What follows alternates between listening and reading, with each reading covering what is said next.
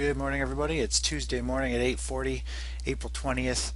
I just want to go over the gold and S&P charts just to show you what I'm seeing happening here and what happened yesterday. So if we take a look at this Kiko overlay chart, you're going to find I look at this chart every day. I look at it every morning. I I've watched this chart for quite a few years, and you start to pick up patterns, and you can tell if something is got a higher probability of moving in sync as the previous day, or if it's out of whack. So I always just use this to get a feel for if it's going to be a controlled day, which means moving similar to the previous day, or if it's kind of going rogue and I don't know which way it's moving. So as you can see, you can't see the previous day, which is the previous action that happened on here, but more or less gold flatlined yesterday, or that day, 3 days ago in the afternoon.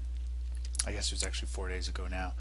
But so yesterday morning, once it hit that level, it showed actually 2 days flatline there. So we pretty much figured it was just going to flatline for the rest of the day, which it did. So that was pretty normal, and why the afternoon was pretty slow.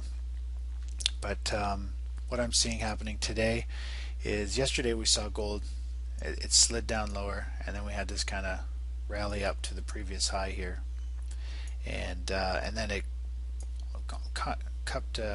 formed a small cup and handle, and it just traded sideways. And then this morning it broke that pattern, and it surged up about the same measured move you'd get from this level here to the low. It pretty much flipped to the upside. So you can usually flip patterns upside down for a simple measured move.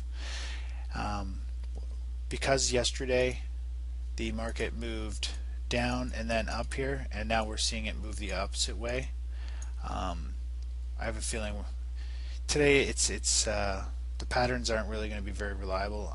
We don't know if the market's going to actually the gold's going to sell down here and then rally for the rest of the day, or if it's going to do a counter move, which a lot of times it does, but I'm just not feeling that today. Usually I like to see 3 days overlaid on this chart, which you only see the third day is baby blue at the end here. So I don't know what's going to happen today that much.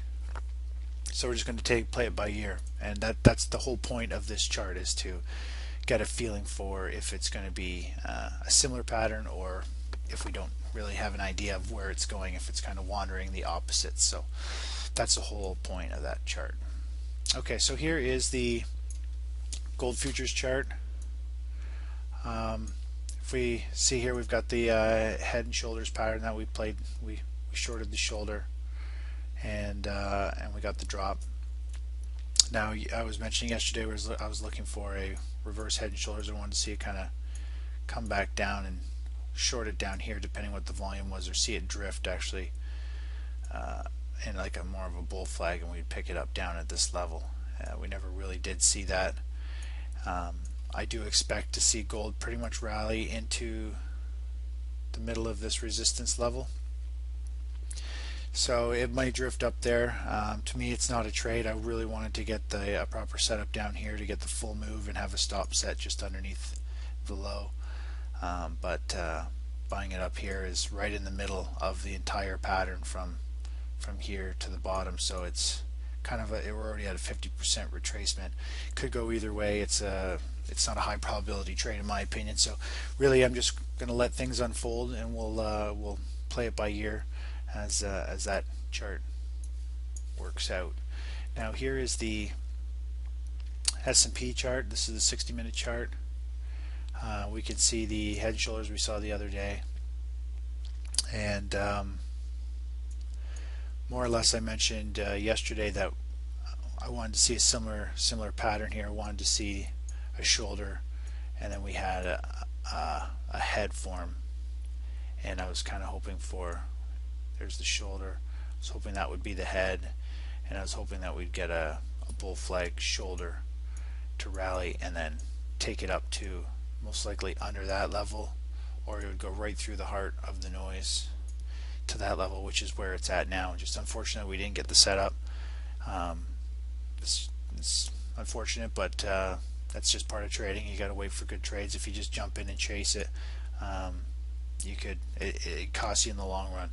And this chart is pretty straightforward. If you did chase it and you jumped in up here in a panic thinking it was going to break out, the market just reversed and would have shaken you out at this low, and then it would have gone without you. So jumping in and chasing thinking you've picked the bottom is pretty deadly. That's why I like a pattern to unfold with, say, a head and shoulders, which is a very reliable pattern, and you're shorting it pretty much right at a support level.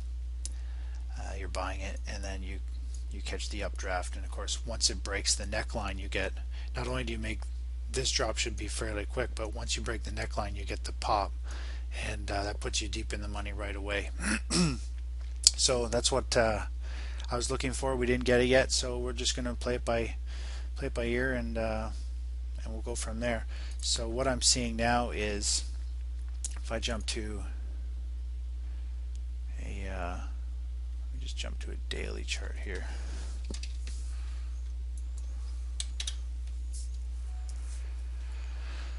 Okay, so where I think we are either right here on this pullback, or we are right here, and we're more or less having this bounce today, and I think the market is pretty overshot. So either way, we're near a top. Earnings season is here, volatility's picked up, and we're trading right underneath that mini head and shoulders, and we are trading under that level for gold as well. So there's a pretty good chance that we might see a waterfall start, and I'm going to be looking for a short position here. Depending how the market moves, we need it to move a certain way to become overbought, and these are things I'm going to be showing in some videos shortly, so that everybody can see and understand where I'm coming from to get these levels of extremes. So okay, that's about it for this morning, and I'll talk to you guys in the chat room. Bye bye.